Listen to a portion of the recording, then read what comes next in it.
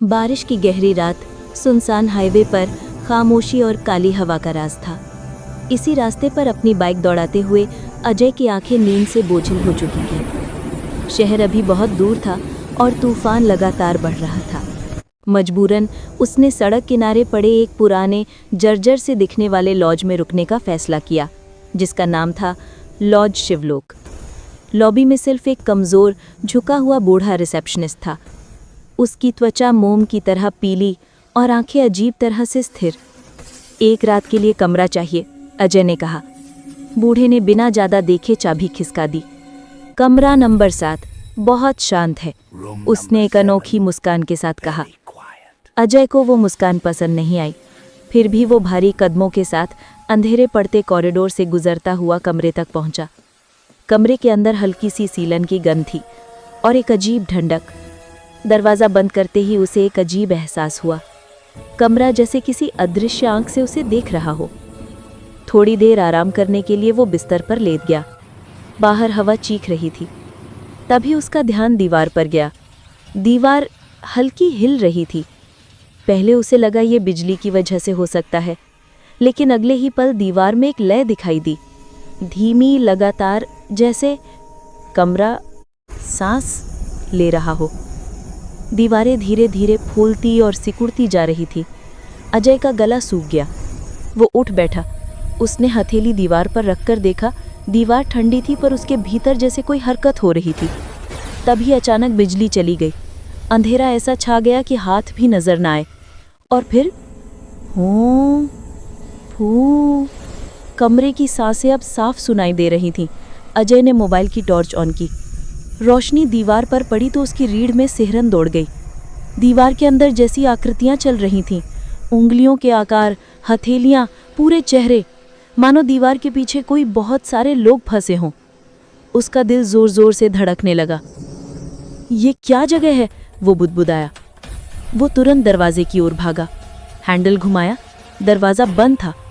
उसने पूरा जोर लगाया, लात मारी, खींचा, दरवाज़ा हिला तक नहीं।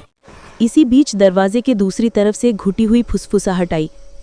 दरवाज़ा तभी खुलेगा जब तुम अपना सबसे काला सच बोल दोगे। उसका खून जम गया। कौन है? वो कांपती आवाज़ में बोला। फुसफुसाहट फिर आई, और ज़्यादा साफ, ज़्यादा करीब। जो तुमने कभी किसी को नहीं बताया वो बोलो, नहीं तो ये कमरा तुम्हें निगल लेगा। उसी समय कमरे की दीवारें तेजी से फूलने लगीं, जैसे कोई विशाल जानवर अपने फेफड़ों में हवा भर रहा हो। तापमान अचानक बढ़ गया। हवा भारी हो गई। कमरा अब छोटा लगता जा रहा था। हर सांस के साथ दीवारें करीब आती हुई महसूस हो रही थीं। अजय ने घबराकर चिल्लाया, मैं कुछ नहीं बताऊंगा, मुझे जाने दो। अचानक कमरे की लय बदल गई। दीवारें एक पल में सिकुड़कर अजय के बेहद करीब आ गई। उसने डर कर पीछे हटना चाहा, पर जगह कम पड़ गई। अब दीवारों पर उभरे चेहरे उसकी ओर मुड़े हुए थे, खाली आंखों और हिलते होंठों के साथ, सभी मानो एक ही आवाज में बोल रहे हों, सच। अजय टूटने लगा। आंसू टपक पड़े। ठीक है, बताता हूँ। वो घुटनों के बल गिर पड़ा। कमरा शांत हो गया। सांसें हल्की हुईं, अब बस सुनने की मुद्रा में। अजय ने कांपती आवाज में कहा, मेरा भाई, बचपन में हम छत पर खेल रहे थे। मैं गुस्से में था, मैंने उसे धक्का दे दिया। वो नीचे गिरा और उसकी मौत हो गई। सबने इसे हादसा माना, पर सच्चाई सिर्फ मुझे पता है। मैंने कभी किसी को नहीं बताया। कमरे में कुछ पल गहरा सन्नाटा रहा। फिर टिक, दरवाजे का ताला अपने आप खुल गया। अजय हड़बड़ाकर उठा और दौड़ता हुआ बाहर निकला। कॉरिडोर खाली था। रिसेप्शन तक पहुंचकर उसने चाबी काउंटर पर फेंकी और चीखते हुए कहा, ये कमरा, ये जगह, ये पागलपन है। बूढ़ा रिसेप्शनिस्ट धीरे धीरे उसकी ओर मुड़ा। उसकी आंखों में वही अजीब चमक थी। कमरा नंबर 7 सच बाहर निकालता है। जो सच दिल में दबा कर जीते हैं, उन्हें वो हमेशा पकड़ लेता है, वरना वो कभी सुबह नहीं देख पाते। अजय का चेहरा नीला पड़ गया। मतलब? बूढ़ा मुस्कुराया, एक ठंडी, डरावनी मुस्कान। तुम खुशकिस्मत हो, कमरा तुम्हें छोड़ गया। हर किसी को मौका नहीं मिलता। अजय बाहर भागा और लॉज से दूर होते ही बाइक स्टार्ट की। बारिश अब भी नहीं रुकी थी।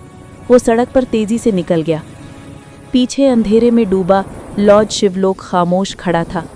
ऊपर कमरा नंबर 7 की धूल भरी खिड़की हल्की सी अंदर बाहर हिल रही थी, मानो वो अब भी सांस ले रहा हो।